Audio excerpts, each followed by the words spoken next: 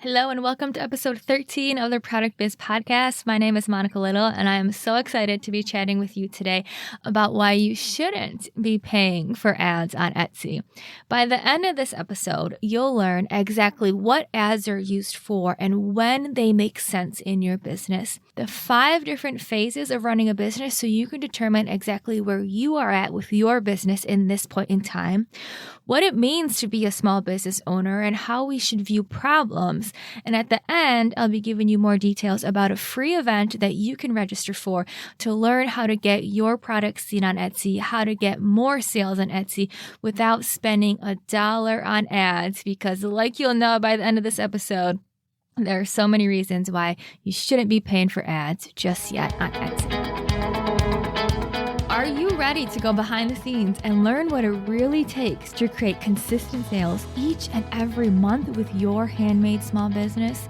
Join me, Monica Little, self-taught multiple 6-figure small business owner and your product business coach, as I give you the insight and inspiration on how to better run your business and increase your sales in ways that you may not have even been aware of, so that your business can truly become what you knew it could be back when you first started. Learn how to let go of perfection, overcome the fear of failure that is holding you back, and finally start taking action so that you walk away feeling like you've cracked the code on how to run a successful small business. You're listening to the Product Biz Podcast.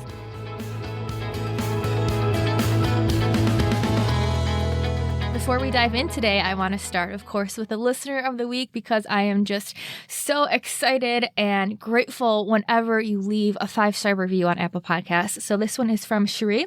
She says, Monica's podcast is so incredibly insightful. Monica has a way of dropping truth bombs in an inspiring and judgment-free way. If you want to level up your business, this podcast is a must listen. Thank you so much, Cherie. I appreciate this more than you know. So glad that the podcast is inspiring you. So glad that you recognize it is a judgment-free zone, because that's one thing that I want to make sure is coming across. I am going to push you in these podcasts to different levels. And I want you to think about a coach when you're playing sports, right?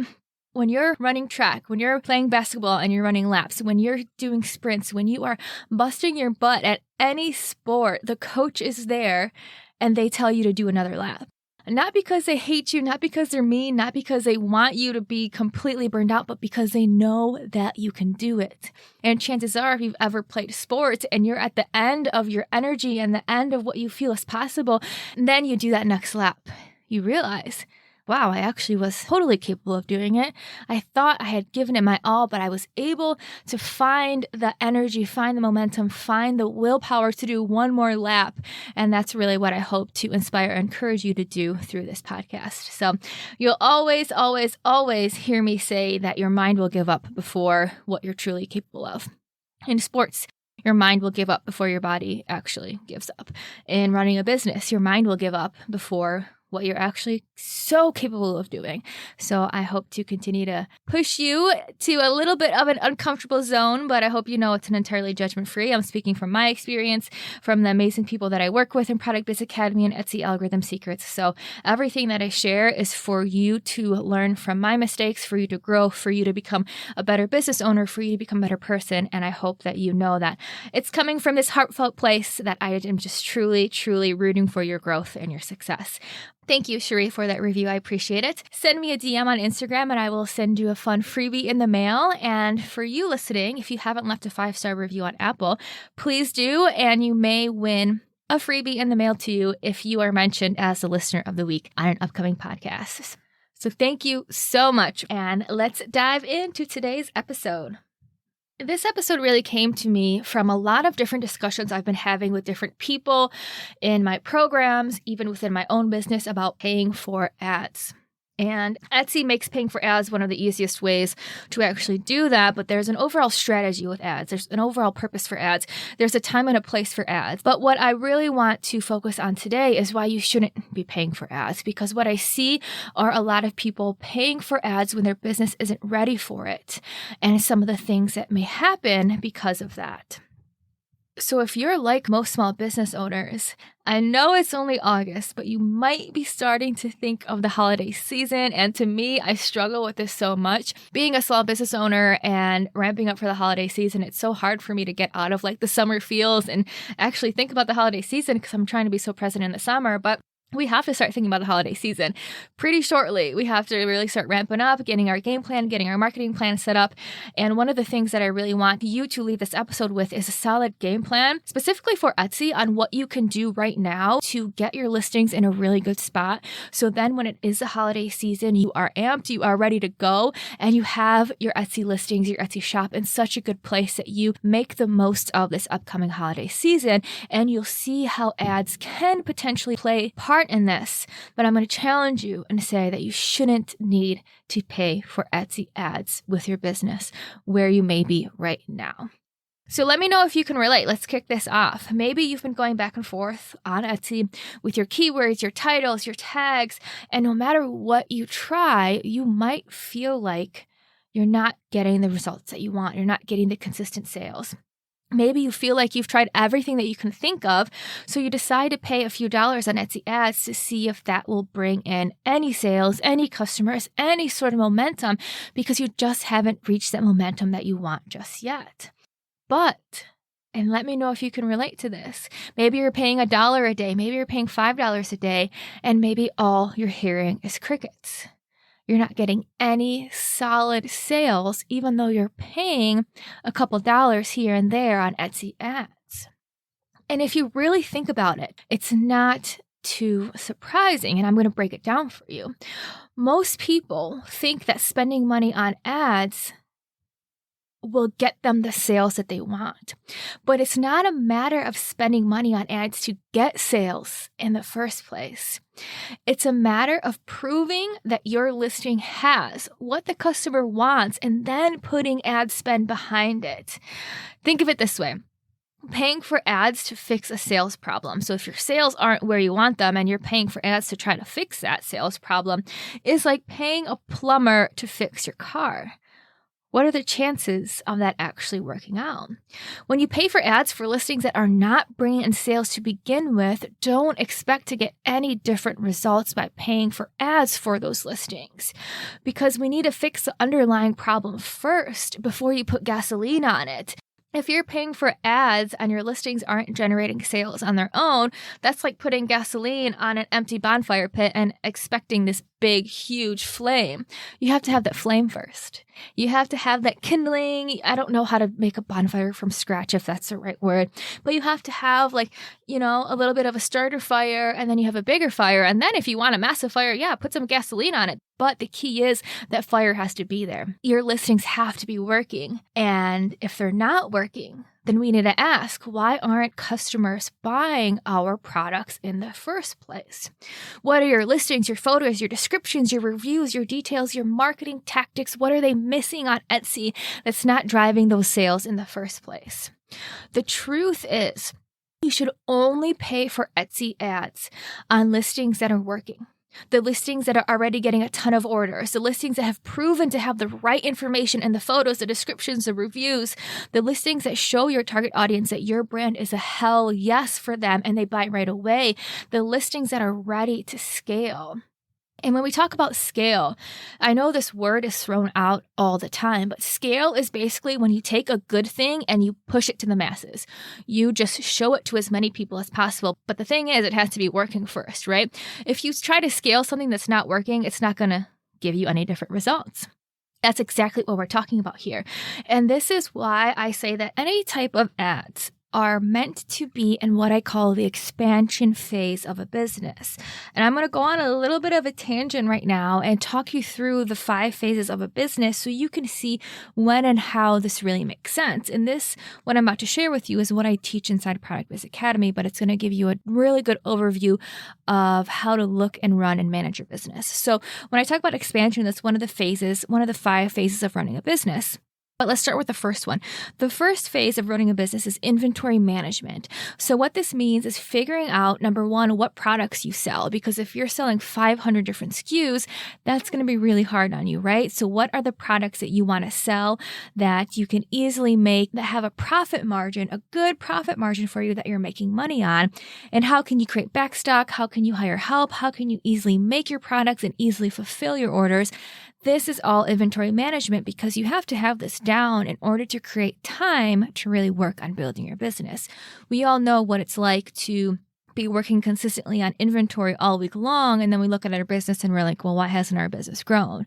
Well, if we're only working on inventory all day, every day, we don't have any time to actually grow our business. And I'll link a couple episodes in the show notes. I have a couple episodes about inventory management, and if you struggle with making inventory all day, every day, there's a couple episodes that would be really good for you to listen to. So that's the first phase of the business. Phase 2 is attraction. Now that we know what products we're selling, how to quickly make, pack, and ship them, how to make inventory as easy as possible, now we want to make sure that we're speaking and messaging the right people in a way that we're attracting our target audience. We're attracting them to our social media platforms. We're attracting them to our website, and they are eager to buy from us. And attraction is all about being super specific in who we're targeting. So we're not targeting the masses. We're being super specific on our target audience, our demographics, our psychographics, our geographics of the people that we want to buy our products. So we're a hell yes for them. That's phase 2 of the business. Then we get into phase 3, which is passive income. This is all about getting set up on platforms like Etsy, getting into more stores, getting on wholesale e-commerce platforms. This is where we really start to build all of this income coming in because we're attracting the right people. We can easily fulfill these orders, and now we're optimizing and getting on these platforms and creating passive income, consistent sales that come in for our business. Then, and only then, do we get to phase 4, which is expansion.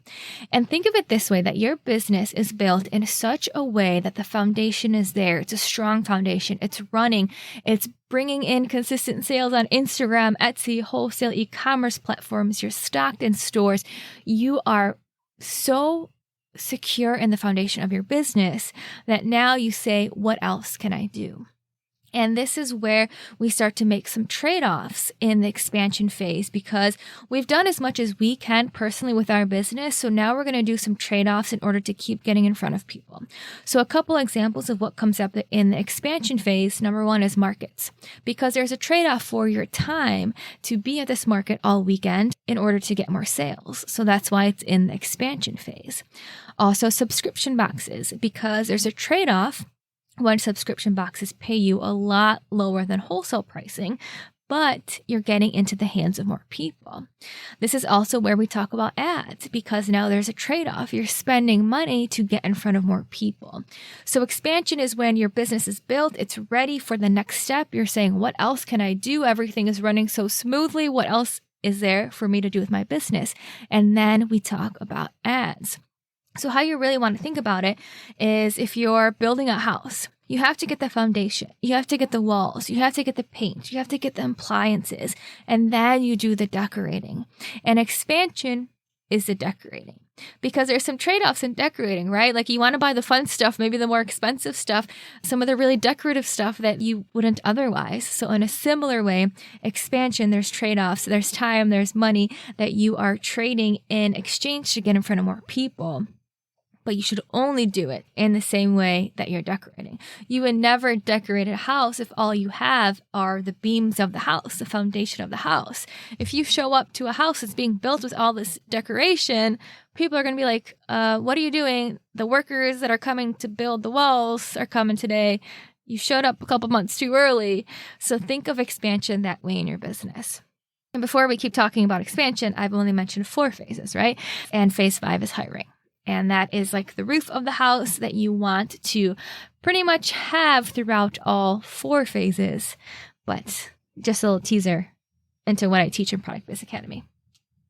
So now that you have that little bit of a framework, let's jump into expansion and ads and why we wait to pay for ads until we're in this expansion phase of our business. Because otherwise it's a gamble. If you are paying for ads, and your business foundations aren't built. It's like putting money in a slot machine, hoping it gives you money back. It's a gamble. That's what gambling is, right?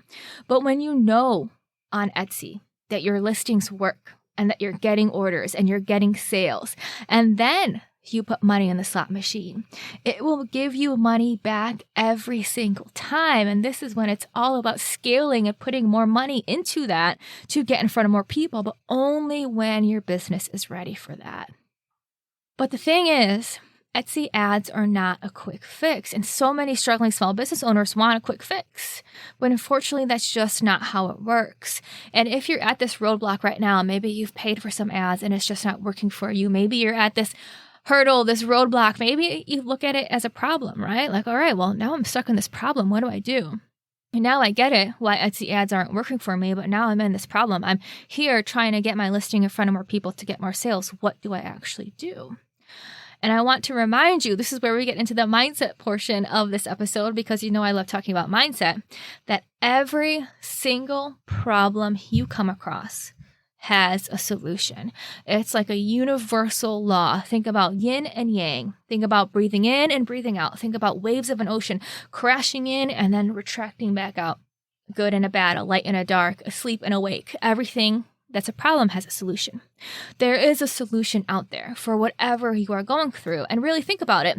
Where you are right now in your business, you've had to overcome all of the problems so far to get you where you are now. So that just shows that every single problem has a solution.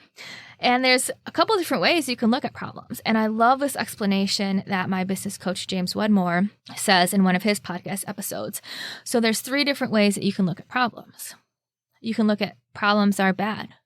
Problems are a bad thing. Problems are a struggle. Problems are just so hard to overcome. Why do I have all these problems? Why is everything so hard for me? You can look at problems as a bad thing. Or you can look at problems as a good thing. Like, all right, this problem is good. It's stretching me. It's challenging me. I'm going to learn from it. Problems are a good thing. But there's a third way to look at problems. And that is that there's no such thing as problems. It's just your next stepping stone to growth. And your business will grow to the extent of problems that you can handle. And I want you to make sure that you know that and you feel that and you embody that, because ultimately it's giving you some grace too, right? Like every single business has its problems.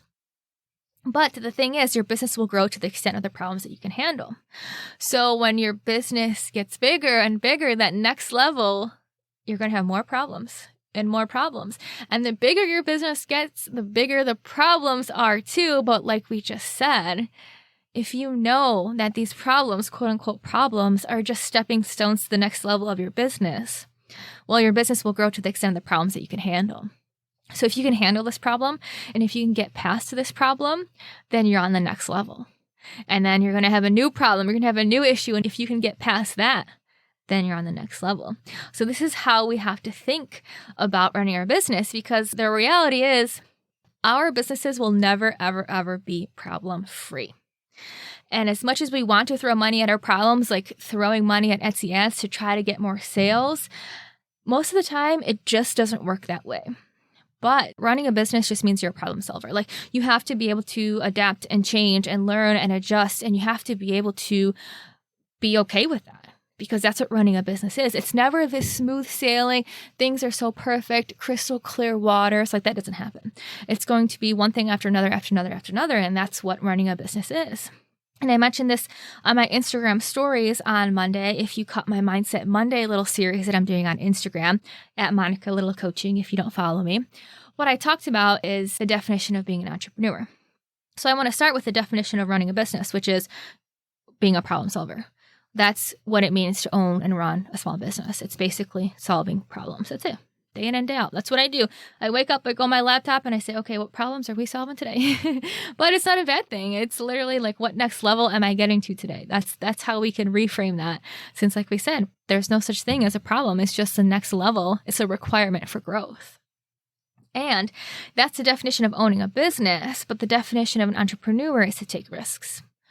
So what risks are you taking? What are you doing that's scary? What are you doing that's uncomfortable? And entrepreneurs have to take risks, because if we wanted to stay in our comfort zone, if we wanted to be secure, if we wanted a consistent paycheck every single week, then we would just get a job, right? But you and I both know that either you left your job because you don't want that, or your goal is to leave your job. So we have to embody this risk taker, because if we want this consistent paycheck, security, comfortableness, that's what we want, then that's all right. I mean, that's totally fine, but that's essentially why there's jobs out there. That can fulfill all those needs. But you have to do the flip side if you're an entrepreneur, which is a risk taker. And to take risks, try something new, learn something new, and that is how we make progress in our business. And whenever I come across a problem, and I want you to think about this too, there's different things that can happen. Obviously, a lot of people, when they hit a problem, they complain about it. They say all these bad things about this problem. They talk about how it's so bad. Like I was mentioning earlier, if you think problems are bad, maybe you complain a lot. Maybe you just really struggle. Maybe you beat yourself up when you have a problem.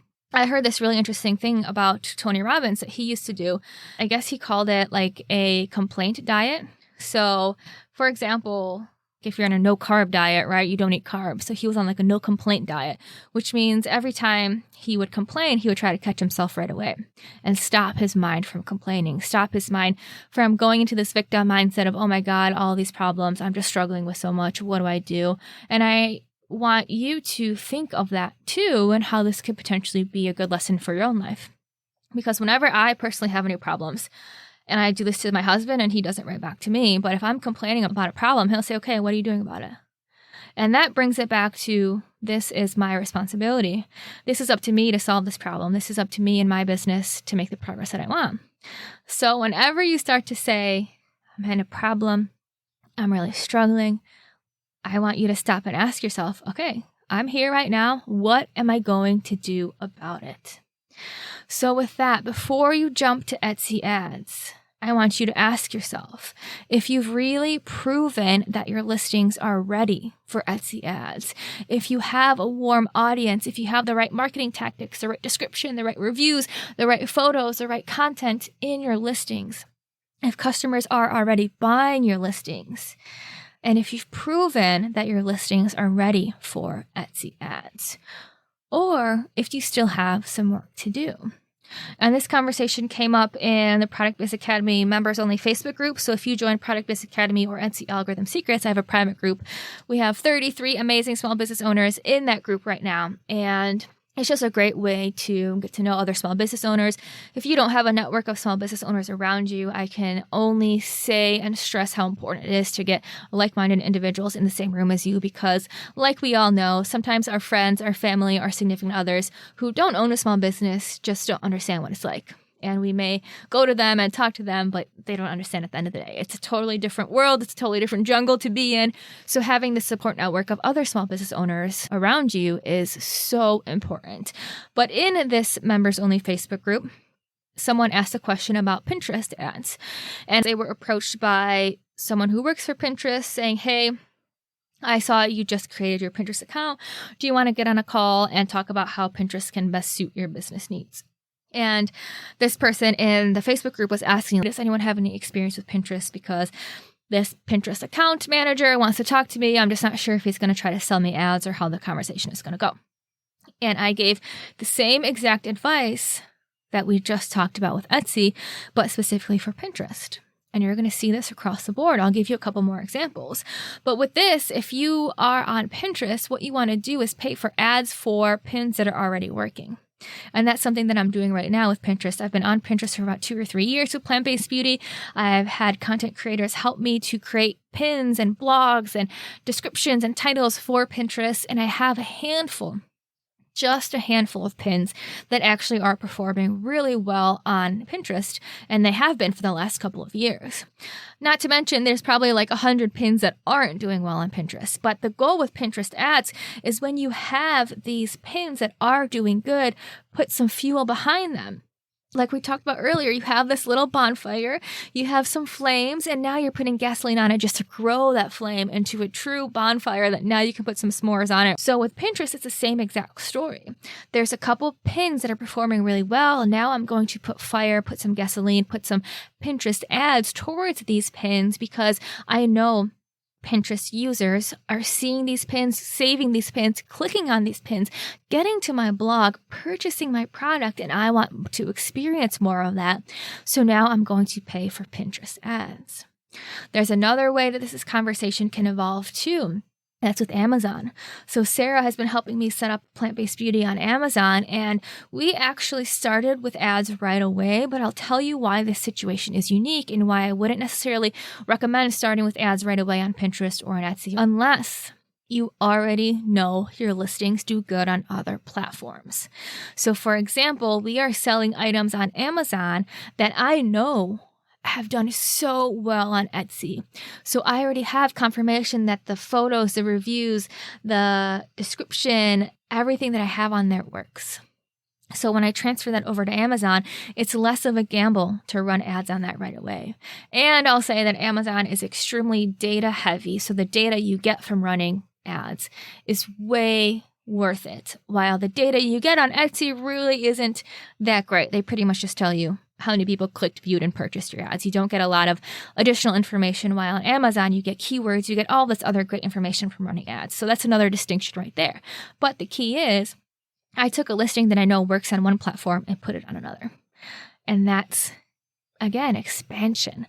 When your business is ready for that, and you're ready to take it to the next level and put some fire on it to get in front of more people. So before you jump to Etsy ads, before you spend your money, before you start putting a few dollars per day on your Etsy listings, I want you to imagine if your listings first were a hell yes to customers without ads, and then how much more business your ads could potentially bring. If you already knew your listings were so on point that they were bringing consistent sales to you on Etsy. Imagine the amount of sales you can make this holiday season if you start to get it right now. If you work on your listings, if you get the right information, if you are a hell yes to your customers right now, and then you continue to grow and scale your Etsy shop into the holiday season, which is right around the corner, imagine how much success you would have if you took those steps. If you're committed to making this holiday season the best one yet. And if you still have some work to do with your Etsy shop to get it in the right spot, then one easy, simple next step that you can take is to register for my free Etsy training, How to Get Your Product Seen on Etsy, at monicalittlecoaching.com/Etsy webinar. And by the end of this webinar, you'll know my 3-part ACT method to get in front of more customers and to actually be seen on Etsy, to get more sales on Etsy. And the fact that you are listening to this now means that obviously you have an interest in Etsy. So you should register. And let's get that momentum building. Let's get to that next stage with your Etsy shop to really build it to the true potential that I know you believe is there too. So with that, I just want to say thank you so much for listening to the Product Biz Podcast. This is my second episode in a week that I committed to, and we're going to keep this momentum going. If you have any questions at all, if this resonated with you, if you have any topics that you want me to deep dive into, I love to get feedback so then I can create these episodes around what you need and what will help you. So please reach out to me at Monica Little Coaching on Instagram. And don't forget to sign up for the Etsy webinar, which you can find at monicalittlecoaching.com/Etsy webinar. Thank you so much for hanging out with me here inside the Product Biz Podcast. If you love this episode, don't forget to subscribe and to leave a 5-star review. And if you're interested in learning more about Product Biz Academy, my signature group coaching program for handmade small business owners like you who are looking to create consistent online sales with their business, then go to theproductbizpodcast.com to join the waitlist. Doors are currently closed, but you'll be first notified when they reopen. Thank you so much, and I'll see you on the next episode of the Product Biz Podcast.